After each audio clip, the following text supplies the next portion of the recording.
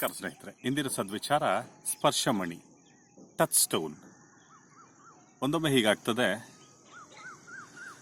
ಒಂದು ಲೈಬ್ರರಿಯಲ್ಲಿ, ಗ್ರಂಥಾಲಯದಲ್ಲಿ ಬೆಂಕಿ ಬಿದ್ದೋಗ್ತದೆ.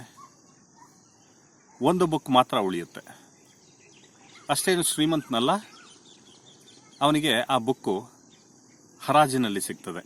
ಬಹಳಷ್ಟು ದುಬಾರಿ ಏನು ಕಾಸು ಕೊಟ್ಟು ಅದನ್ನು ತಗೊಂಡಿರೋದಿಲ್ಲ, ಬಹಳ ಬೋರಿಂಗ್ ಆಗಿ ಇರ್ತದೆ. ಇವನು ಅನ್ಕೊಂಡಿರ್ತಾನೆ, ಇದು ಒಂದೇ ಬುಕ್ ಇರೋದ್ರಿಂದ ಏನೋ ವಿಶೇಷತೆ ಇದೆ ಇದರಲ್ಲಿ ಅಂತ ಹೇಳಿ. ನೋಡಿದ್ರೆ ಬೋರಿಂಗ್ ಆಗಿರುತ್ತೆ. ಅದರ ಮಧ್ಯದಲ್ಲಿ ಒಂದು ಚೀಟಿ ಸಿಗ್ತದೆ. ಆ ಚೀಟಿಯಲ್ಲಿ ಇರ್ತದೆ ಟಚ್ ಸ್ಟೋನ್ನ ಬಗ್ಗೆ, ಅಂದ್ರೆ ಸ್ಪರ್ಶಮಣಿಯ ಬಗ್ಗೆ. ಏನಾಗ್ತದೆ, ಆ ಚೀಟಿಯಲ್ಲಿ ಬರೆದಿರುತ್ತೆ, ನಿಮಗೆ ಆ ಒಂದು ಸ್ಪರ್ಶಮಣಿ ಸಿಕ್ತು ಅಂತ ಹೇಳಿದ್ರೆ, ಟಚ್ ಸ್ಟೋನ್ ಸಿಕ್ತು ಅಂತ ಹೇಳಿದ್ರೆ, ನೀವು ಅದಾದ ನಂತರ ಮಾಡಿದ್ದೆಲ್ಲವೂ ಬಂಗಾರವಾಗುತ್ತೆ, ಅಂದ್ರೆ ಸಕ್ಸಸ್ ನಿಮ್ಮ ಕೈಗೂಡುತ್ತೆ ಅಂತ ಹೇಳಿ.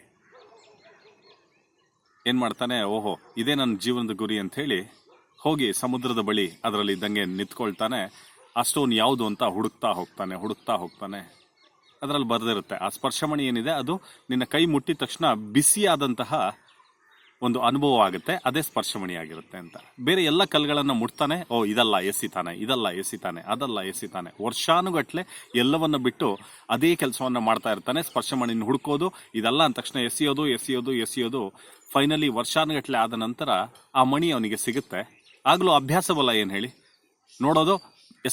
ನೋಡೋದು ಎಸೆಯೋದು. ಇದೇ ರೀತಿ ಇದನ್ನು ಮುಟ್ತಾನೆ, ಹಾಗೆ ಎಸ್ದು ಬಿಡ್ತಾನೆ. ಅದು ಬಿಸಿ ಅವನ ಕೈಗೆ ತಾಗೋಕ್ಕಿಂತ ಮುಂಚೆ ಹಾಗೆ ಎಸ್ದು ಬಿಡ್ತಾನೆ. ಸ್ನೇಹಿತರೆ, ಇದು ಕತೆ. ಆದರೆ ಇದರ ಸಾರ ಹೀಗಿದೆ, ನಾವು ಏನು ಅಭ್ಯಾಸ ಮಾಡ್ತೇವೆ. ಅವಕಾಶಗಳು ನಮ್ಮೆಲ್ಲರ ಜೀವನದಲ್ಲೂ ಈ ರೀತಿ ಬರ್ತಾ ಇರ್ತದೆ. ಆದರೆ ನಮಗೇನು ಅಭ್ಯಾಸ ಅಂದರೆ, ಬಂದಿರತಕ್ಕಂತಹ ಅಪಾರ್ಚುನಿಟಿ ಎಲ್ಲವನ್ನು ಇದು ಅದೇ ಥರ, ಇದು ಸಾಮಾನ್ಯ ಅಂತೇಳಿ ಒಳ್ಳೆಯ ಒಂದು ಅವಕಾಶ ಬಂದಾಗಲೂ ಸಹ ನಾವು ಅದನ್ನು ಕೈ ಚೆಲ್ಲಿ ಕೂರ್ತೇವೆ. ಒಂದು. ಇನ್ನೊಂದು, ಎಷ್ಟೋ ವರ್ಷಗಳಿಂದ ಅವಕಾಶಕ್ಕಾಗಿ ಕಾಯ್ತಾ ಇರುವ ನಾವು, ಅವಕಾಶ ನಿಜವಾಗ್ಲೂ ಜೀವನದಲ್ಲಿ ಸಿಕ್ಕಾಗ ಅದನ್ನು ಸದುಪಯೋಗ ಪಡಿಸ್ಕೊಳ್ತೀವ, ಅಥವಾ ಈ ರೀತಿ ಬಂದಿರತಕ್ಕಂತಹ ಅವಕಾಶವನ್ನೆಲ್ಲವನ್ನ ಚಿಮ್ತಾ ಹೊರಗಡೆ ಬಿಡ್ತಾ ನಾವು ಆವರೇಜ್ ಆಗಿರ್ತೇವೆ ನೋಡ್ಕೊಳ್ಬೇಕಾಗಿದೆ. ಅವಕಾಶವನ್ನ ಸದುಪಯೋಗ ಪಡಿಸ್ಕೊಳ್ಳೋಣ. ಇದು ಈ ಕಥೆಯ ಸಾರ. ನಾಳೆ ಭೇಟಿಯಾಗೋಣ.